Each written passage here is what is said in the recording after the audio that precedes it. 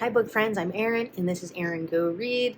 Welcome back to Shorty September. This is my fourth reading vlog for Shorty September. I have read 4 books at this point. I'm working on number 5 and I'm about to start number 6. So I'm in the middle of Anne of Avonlea, about 60 pages or so in this. I started this yesterday. And then I am just about to start An Academic Question by Barbara Pym. This will be my first Barbara Pym ever. I figure I love mid-century furniture, so maybe I would love mid-century literature as well. I was influenced by Gina Stanier to pick up some Barbara Pym at a library book sale, which was that haul was featured in the last vlog. So I just edited and uploaded the last vlog, and then I've just been playing refresh roulette on my email because I just keep waiting for an update from my editor, her latest round of comments on my memoir. I don't know why I would expect it to happen at 9 o'clock in the morning on Sunday. She said by the end of the weekend, so I just need to just chill out, but I think I need to set myself a timer and do an actual 30-minute reading sprint. That tends to really help me out when I do that, and then I think I can just let myself read some or watch some booktube, relax a little bit before I read some more before it's sports time. Wondering what I'm doing on the floor. I have a new couch coming on Wednesday, and so I am currently in like a little book nest I have here on the floor. I have a comforter that's just folded up. I am sometimes sitting in that chair over there. It's not great for sitting in for long periods of time though. Yeah, so I'm just enjoying myself here on the floor. So I'm going to stop babbling and set a timer. Alexa, set a timer for 30 minutes. And I'm going to start on an academic question.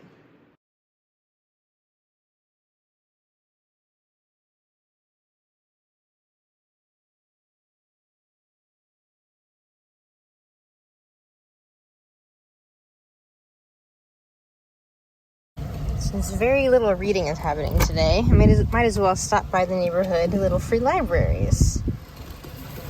Read it, loved it. Here's a J.D. Robb, Dark and Death. I need to read these in order.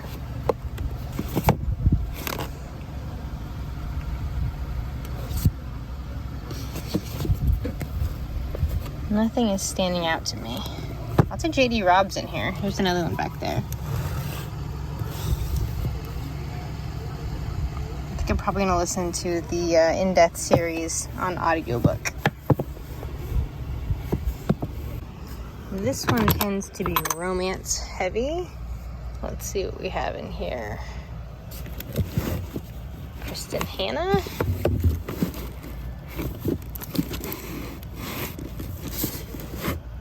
Hearts Unbroken. That's 2 copies of that same book. Ooh. Lots of Debbie McComber, or Macomber, however you say that. There's lots of her in here all the time, as well as David Baldacci. Nothing in here I'm seeing for me today. Oh wait, I've been wanting to read Born to Run. It's not the greatest copy, but it will do. There is one more little free library in my neighborhood, which tends to be very much filled with kids' books.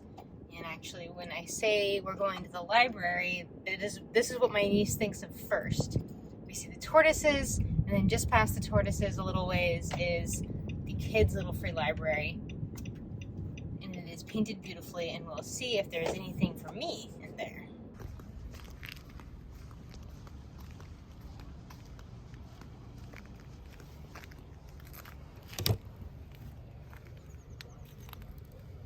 Put that in there. This was good. I might have put Wolf Hall in here too. Some Nora Roberts. Might try another blue Nora Roberts.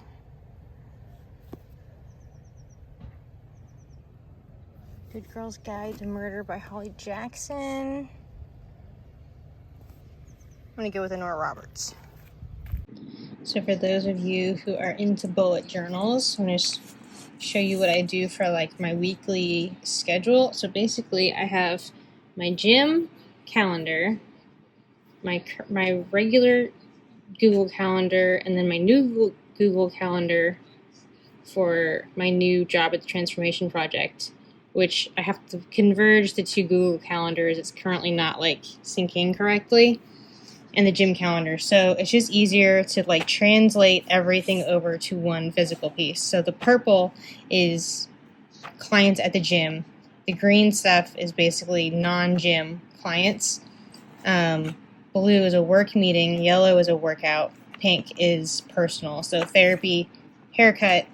I do 5 workouts a week. I only have 3 of them on here so far because Wednesday and Friday are going to depend on other things that are going to happen. But anyway, that's how I just kind of like organize my brain so I can see it at a glance, because the 3 calendars are confusing looking at moment to moment. Also, that's Gordon. Gordon! He's pretty much... Hi, buddy! That's Gordon.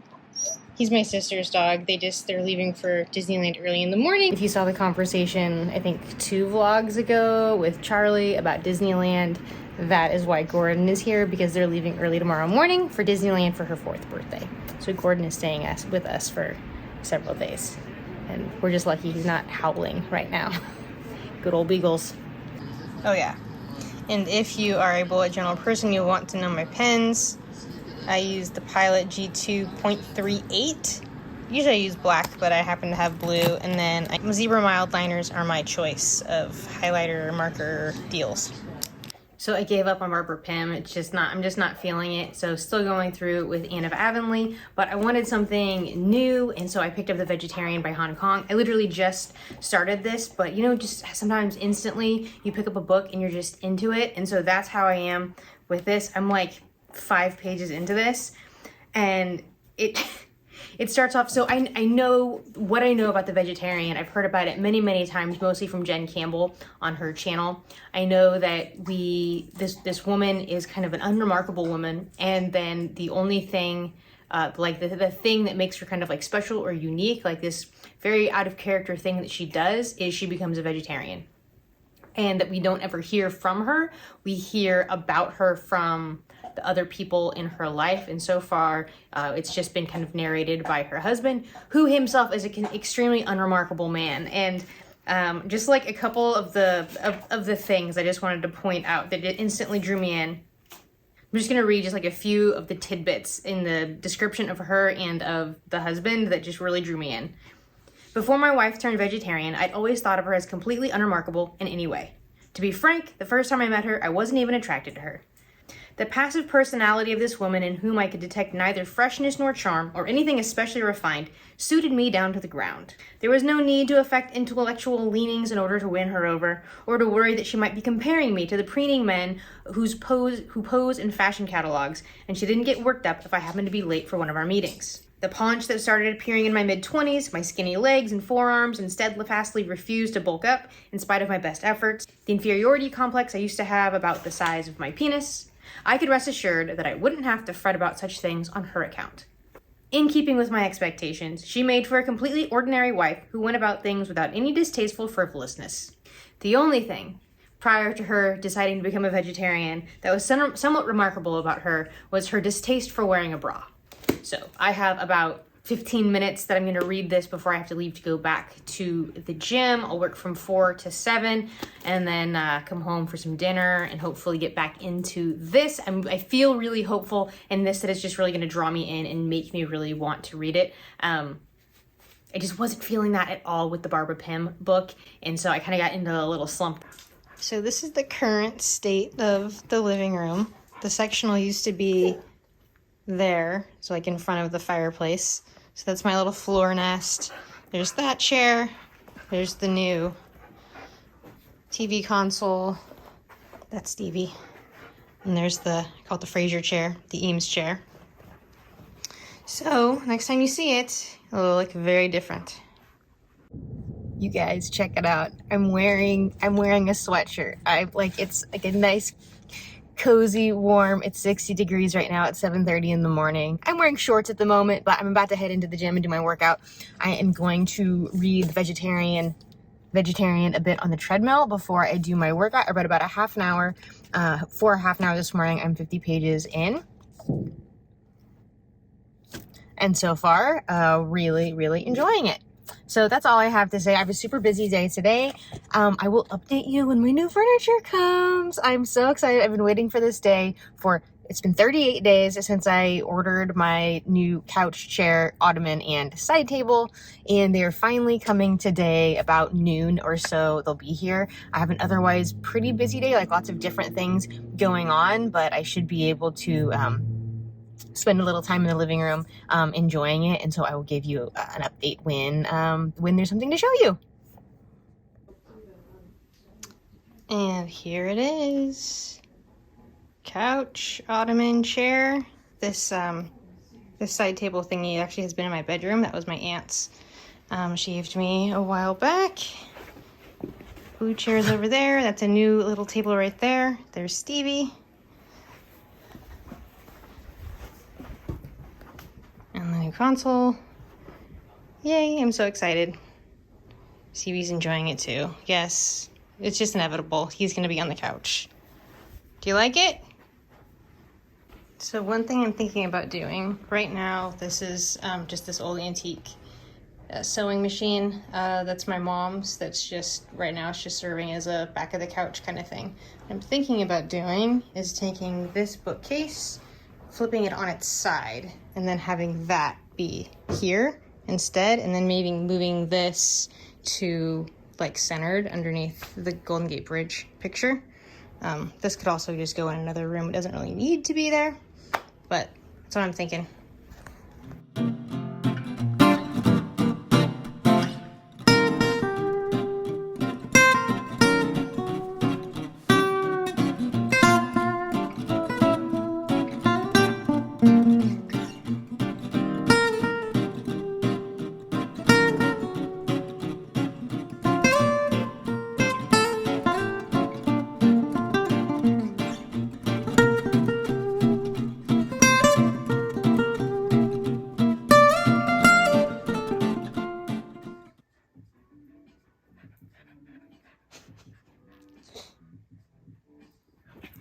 Yay, good job.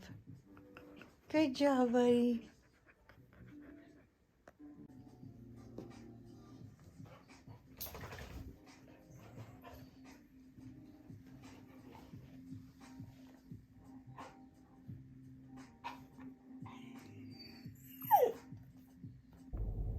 So I've done a lot of reading today of The Vegetarian.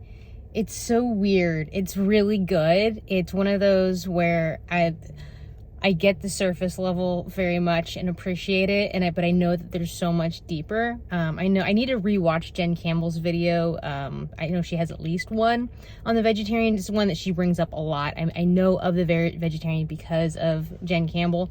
So it's one that I know there's like so many more layers to it that I'm not getting, but I'm super enjoying it. As long as I don't fall asleep, I should be able to finish it tonight. I think I have like 40 pages left of it, and so it's just about 5 o'clock. I have one client to go train, and then I'll be home for the rest of the evening. I got an update from my editor today. I thought I was getting her feedback, and it was just she had labeled the calendar, like the calendar event that she was inviting me to for our call next Thursday. She labeled Erin's awesome memoir. And I thought, when I saw it, I thought it was the actual comments that she was returning back to me. No, but she is working on them. She's almost done with it, and she had good things to say. Like, what was her comment? Something like, it's been exciting to see how much more I've developed, more fully developed. How much more I've developed, how much more fully I have developed the story. Is she a writer? I don't know. Anyway, I turned the air off so you wouldn't hear it, and I'm getting hot.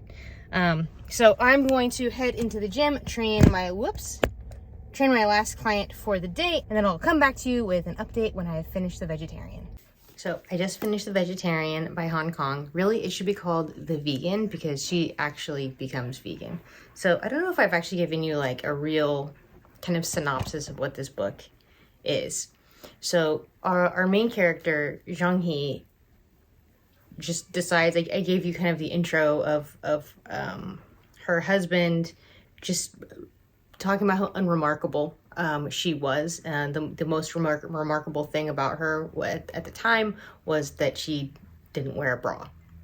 And so it's very uncharacteristic of her to all of a sudden make this kind of really bold move and doing this very unconventional thing and becoming a vegetarian, which again, she actually becomes a vegan because she doesn't have any animal byproducts at all. She can't even stand like the smell of her husband because he smells like meat. And the structure of the book is really interesting because I think, as I said before, we don't really hear from her. There are a couple times in the book where we hear a little bit from her, but we never really get her perspective. So the first section of the book is told from the perspective of her husband. And then as we move forward in time, the next section is told, it's like a couple years later, and it is told from the perspective of her brother-in-law. Much like her husband kind of sees her as his object, kind of his maid, his cook, his companion, rather than like a real whole person in and of herself. Her brother-in-law becomes very much infatuated with her and her kind of like idiosyncrasies, particularly about the Mongolian mark that she has on her buttock that didn't fade, this blue kind of like flower petal shaped mark that she didn't grow out of, and she becomes kind of an object of his desire, and he's an artist, and he then tries to kind of use her in his art. The final section is told again a couple years later from that second perspective, and it is the perspective of her sister.